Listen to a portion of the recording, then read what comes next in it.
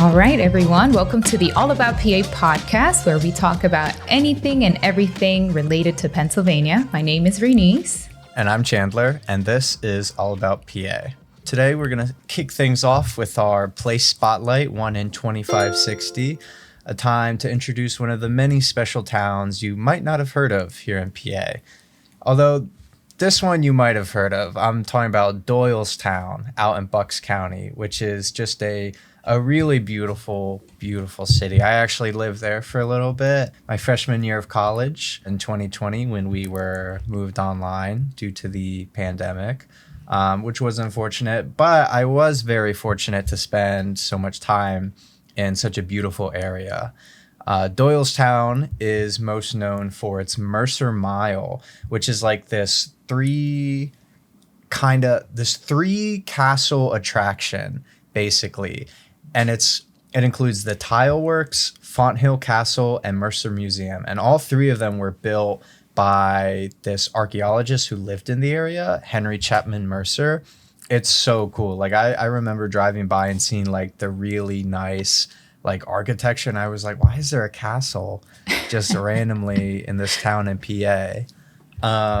Really neat thing. But I also recommend checking out Peace Valley Park, which is just absolutely gorgeous. I would bike around there all the time. It's a trail wrapped around a 356-acre lake, and it has apparently over 250 bird species and 14 miles of trails. And the whole park is like 1,500 acres. It's impressive. It's very beautiful. One of my favorite parks. That sounds so peaceful, especially now in the fall. You just hear the birds pretty much, and it's just you, a bike, and a bird. Yeah, it was amazing. Doylestown just has like so many great parks and stuff like that. It has so many historical sites and museums, but it's still like really nice. It has like a lot of trendy restaurants and shops. So yeah, I definitely recommend checking out Doylestown if you're ever in the collar counties out there. It's a really wonderful place, especially right now with all the fall foliage coming out. Oh my gosh, yes. The fall season, it's bringing the pumpkin spice and Hallmark movie vibes. That's how I automatically go to when you start to feel the fall weather creeping in. No more extreme heat, hopefully. Randomly you just get the nice afternoons and then the cooler evenings and mornings. But definitely here for all the beautiful trees changing colors and leaf falling. I think it's all beautiful. Another cool one is Carlisle, PA, is part of Cumberland Valley. It's like an hour out from the Lehigh Valley. It's kind of like one of those, again, walkable towns. I think one of the cool things that I found was this rich history, that those are the streets that were walked by George Washington. Oh, wow. And I think that that's kind of cool just to, really think about how old these towns really are. And I thought that was really cool. A lot of other historical known folks from centuries ago, like Molly Pitcher and other icons of that time. So if any of our listeners are history lovers and want to go and just like travel back in time, Carlisle, PA is one of those cities, walkable towns. They actually have a U.S. Army Heritage and Education Center. They have the Cumberland County Historical Society, and they have self-guided like walkable tours. So I think that that's also something really cool to do in the fall with your pumpkin spice. And, you want to do something with your friends from college that you haven't seen in a while, or just go back to visit family if you're in the area. I think that's a cool thing to do, an eventful weekend to have. And they actually were voted number 4 in USA's top best historic small towns. So it's definitely up there. I mean, as soon as they said George Washington walked the streets, I'm pretty sure the numbers were like, they were really up there with that. They have a lot of like just beautiful dedication to making everything just nice. And it's just, one of those things that you think about how much investment goes into the conservation for just towns like that. And I think that's also part of what makes Pennsylvania a great neighbor.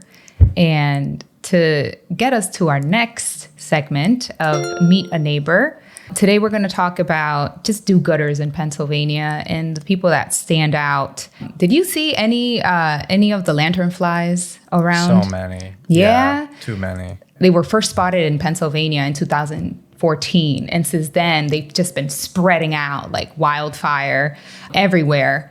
And I know that has been an issue for farmers and crops. So that's kind of like one of those things that you're like, these different departments that are actively working on a day-to-day, they are paying attention to the smallest things like a lanternfly. It turns out that these bugs are impacting crops. And Sally Dickinson is a lead author on the study. They did a research with 182 human dog groups across the USA. She obtained her PhD from Virginia Tech College of Architecture and Life Sciences. And so what I'm saying is these programs are like looking into what's going on, specifically like the lanternflies landing in Pennsylvania. And they were like, something's going on, crops are being affected. So what they did was they did a research A/B testing on human dog groups. And they were able to find that dogs are able to detect their lanternfly eggs before they hatch and are able to take action on finding them so that they can either relocate or just, protect their crops by that. And with the proper training, dog owners turn their pets into powerful partners for conservation. And I think that was really cool. So she's getting a highlight for just being a good neighbor and just doing the work that you may or may not think that people are actually doing. And that's when I came across that, I was like, that is so interesting, yet so helpful. And so like, you're doing this big research for farmers all across Pennsylvania and people who literally make a living off of that. And I thought that was really interesting. They have, I can put the link here. They have a lot of like research and percentages. 92% of the dogs that passed the test were able to detect the live egg masses with minimal training, So this is something that dogs can be trained because of their strong olfactory, I don't know, that's a word, just odor senses. But yeah, I think that's just really cool. It's really good to see where funding goes and how it comes about. That's awesome. Yeah. Finally someone's doing something about that. My good neighbor story is a little similar about, just protecting and nurturing PA's environment. There's a new tree planting program in Philly that just started called the Philly Tree Plan, nice. which is the city's first urban forest strategic plan. And so they figured out which areas of Philly, needed more trees for shade, especially in the summer. And so recently there was a big tree planting effort in South Philly, actually in conjunction with the winners of the NFL kickoff game, the Philadelphia Eagles themselves. Go Birds. Go Birds. They planted 15 trees at a youth sports complex along Bigler Street. Wow, which is that's awesome. Yeah.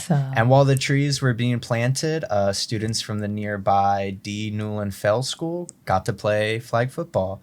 So, it's just great stories to hear like that both help the community, the environment, and bring in the Philadelphia Eagles. It doesn't get better than that. Fly, Eagles, fly. Yeah. I love that. I love the way the communities come together and just make things work, I feel like the more we focus on that, we encourage folks to like believe it, and take action. Absolutely. Yeah. And in our last segment, we'll be going into voting by mail.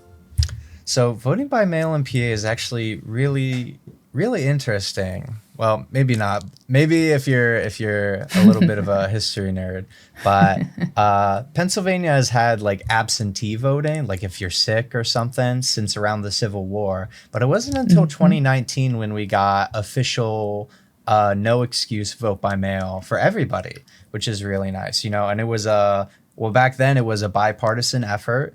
We just wanted to give voters the option to vote by mail. And it's super convenient. You can, when you request a mail ballot and it comes out, you can either mail it back or you can drop it off at an official drop box location. And those vary by county.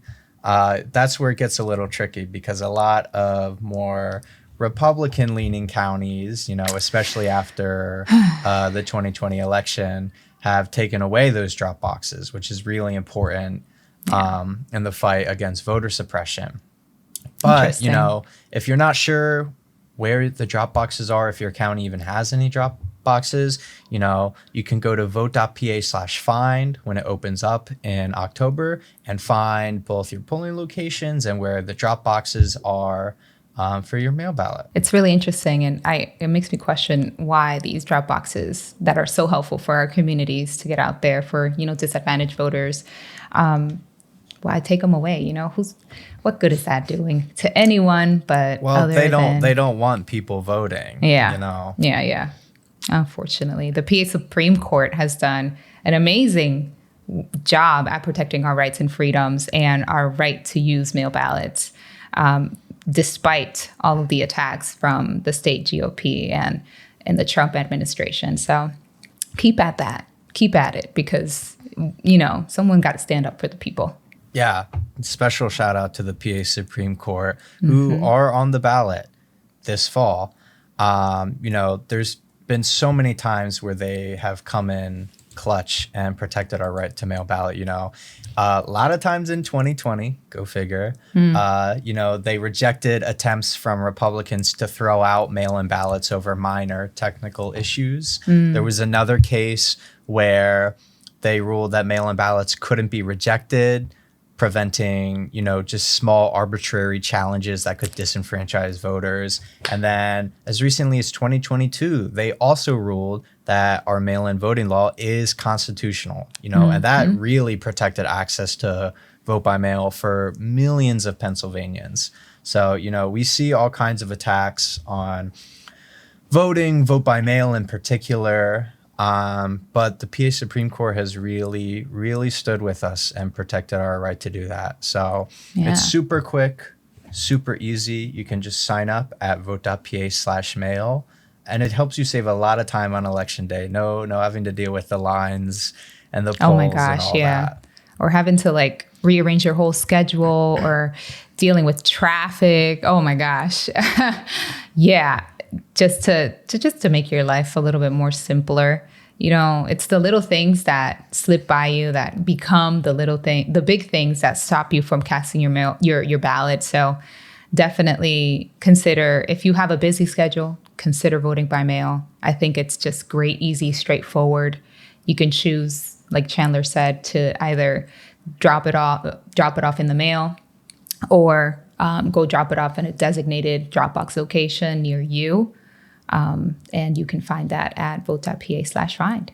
Yeah. And, I love voting at the polls. I try to as much as I can and I'm able. But sometimes when I've been at school, in DC or I'm not in Pennsylvania, I have used mail-in ballot and it's super easy, super simple. And then I just, toss it in the mail and the Department of State will let you know when they get your vote. And it's really easy, highly recommended if you can't make it to the polls. And it's just super important, no excuse not to vote because you're too busy on election day, So highly recommend using it. Election day should be the top lead of your to-do list on November 4th. You should know that you're lining up yourself for that Tuesday to make sure that everything falls in place. And if you can't do that, you have a bunch of options. Yeah, vote by mail. And that's all for today, PA. Thanks for joining us once again. My name is Chandler. And my name is Renice. And we'll be back soon. Don't forget to like and subscribe. You can find us on TikTok, Facebook, Instagram, Twitter, and Blue Sky at All About PA to keep up with all things Pennsylvania and when we drop our next episode. Bye.